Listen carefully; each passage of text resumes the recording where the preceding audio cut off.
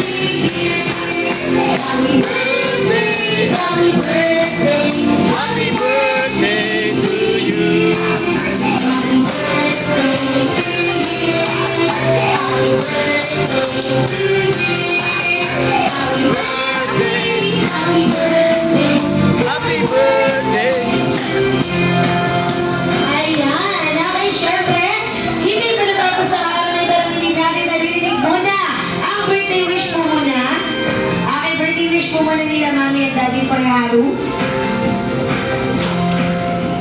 Ayan, to my little boy, to my sweet boy, and na pinapasaya lahat po bahay namin.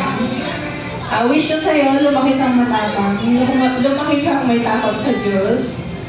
Makinig ka sa mga payo ng mga magulang mo, sa mga lolo-lola mo, sa mga tito-tita mo dahil sila nakakaalam ng makakabuti sa'yo.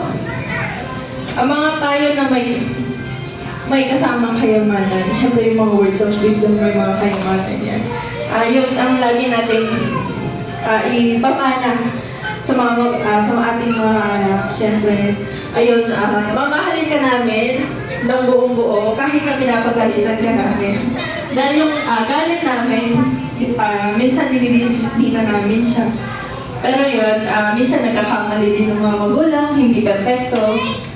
Dahil doon, may kasamang magsisisi lahat yun. Pero dahil gusto natin lumaki ng maayos ang ating mga anak, ang ating anak, gagawin natin ang lahat para maging maayos siya.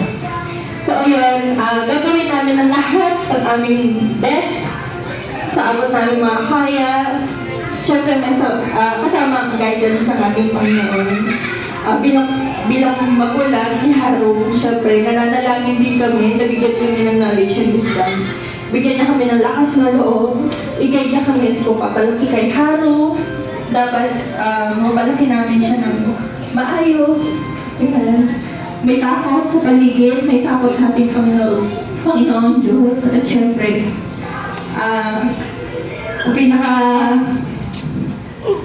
ang pinaka wish namin sa lahat yung hindi talaga siya nabubuli.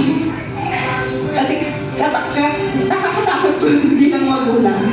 Ayun, tuturuan din namin siya kung paano lumaban ng tama and just. Siyempre yun na. Wow! Okay, syempre, palakpakan naman natin si Mami. Okay, syempre si Daddy po, birthday wish for Haru. Best health condition, tapos financial success. And then, ayun, feeling that. Wow! Okay, syempre, palakpakan